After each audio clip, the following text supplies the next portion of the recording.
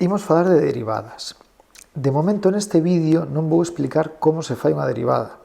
Se queres, teño outro onde te explico como se calcula a derivada dunha función. Aquí me interesa simplemente que falemos de que significado ten a derivada e para que sirve, que aplicacións ten. Para iso imos comezar cun exemplo. Imagina que nun momento dado pausas unha carreira de 100 metros lisos e hai tres atletas que están no mesmo punto. Os tres atletas levan percorrido a mesma cantidade, a mesma distancia. Por lo tanto, a priori, calquera dos tres pode gañar, teñen as mesmas posibilidades. E ti queres saber quen pode ser máis probable que gañe. Para iso se che pode ocorrer decir, vale, agora neste instante están empatados, están os tres aquí. Pero resulta que hai un tempo, igual non estaban no mesmo punto, entón se hai un rato estaban así, pois esta persoa está claro que vai máis lenta que esta e máis lenta que esta, porque avanzaron no mesmo tempo cantidades diferentes.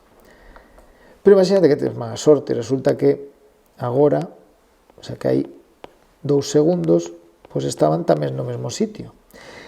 Quere decir que foron a mesma velocidade. En realidade quere decir que foron a mesma velocidade? Non, quero decir que foron a mesma velocidade media.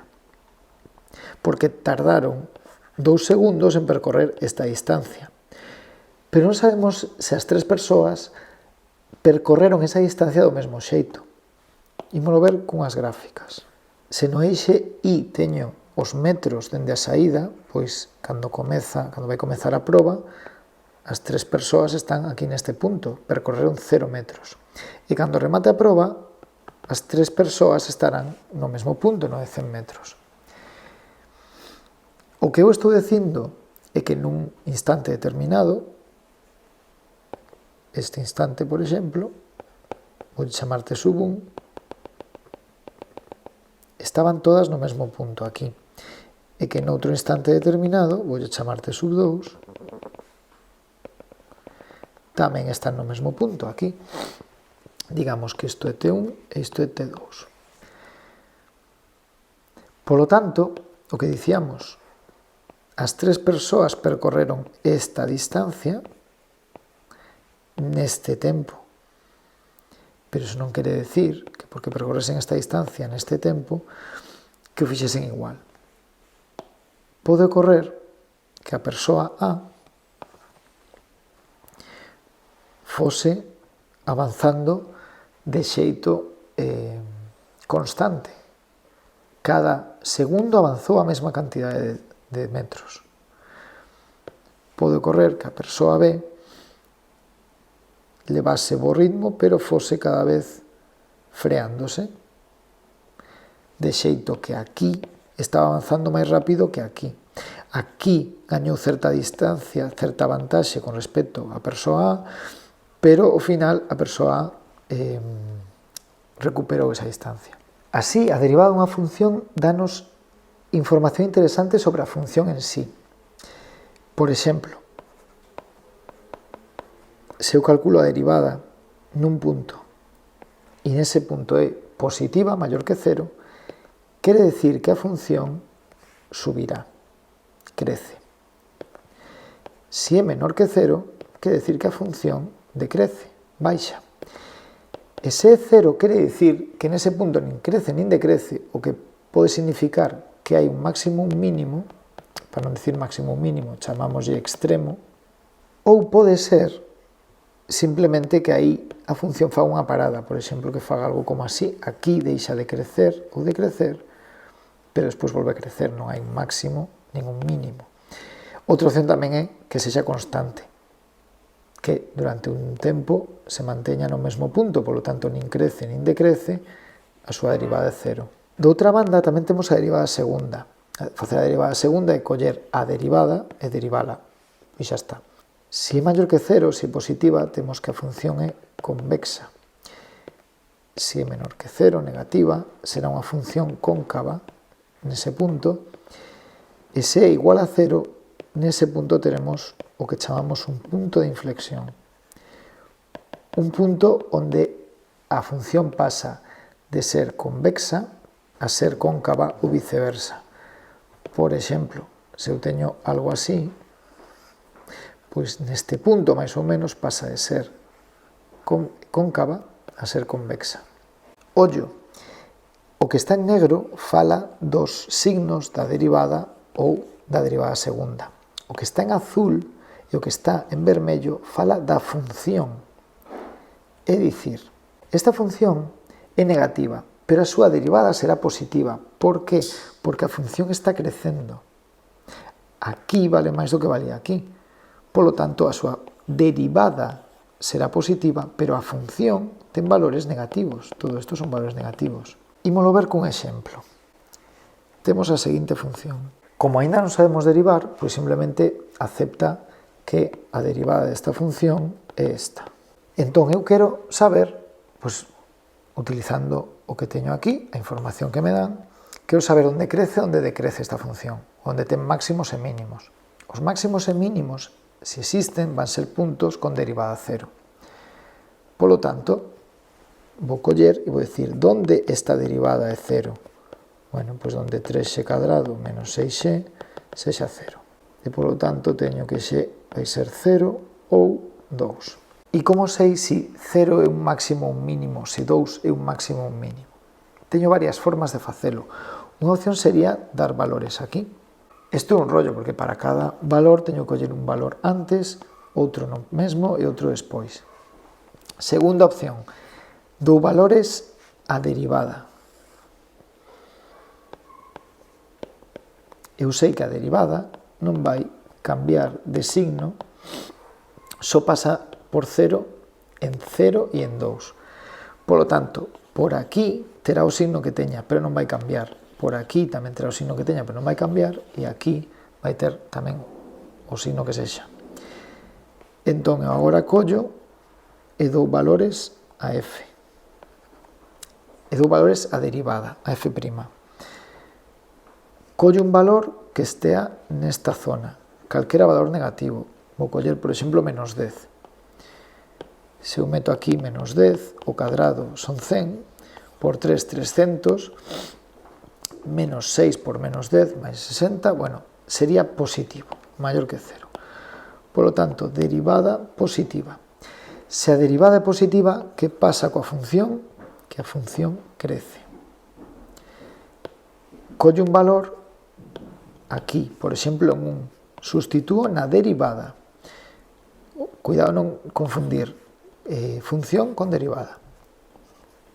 Se aquí poño un 1, 3 por 1 menos 6 vai dar negativo. Polo tanto, a derivada é negativa, a función decrece. E por último, se des un valor maior que 2, por exemplo 10, volvería a dar positivo e quere decir que a función volvería a crecer. Polo tanto, eu xa sei que pasa tanto en 0 como en 2.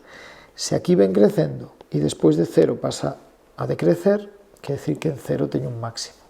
Se aquí ven decrecendo e despois pasa a crecer, quere decir que en 2 teño un mínimo. Hai outro xeito de velo. Imagina agora que me piden a curvatura de función, onde é cóncava e onde é convexa. Pois nese caso, teria que facer a derivada segunda. Non sabemos facela aínda, pero imagina que fose isto. Vale, pois eu igual a 0 e dame que ten un punto de inflexión en x igual a 1. Isto quere decir que esa segunda derivada, o signo que teña antes de 1 vai ser o mesmo, non vai cambiar ata 1, e despois de 1 sí que pode cambiar, pero volverá a ser constante o mesmo signo ata infinito. Entón, igual que fixen antes, dou valores. Como valor de antes de 1, utilizo 0. Se aquí poño un 0, dame menos 6, que é negativo. Por lo tanto, se a derivada é negativa, a segunda derivada é negativa, a función vai ser cóncava. Se dou un valor despois de 1, por exemplo, o 10, se aquí poño 10, 6 por 10, 60 menos 6, 54, que é positivo. Por Por lo tanto, aquí a segunda derivada será positiva e a función será convexa, terá esta forma.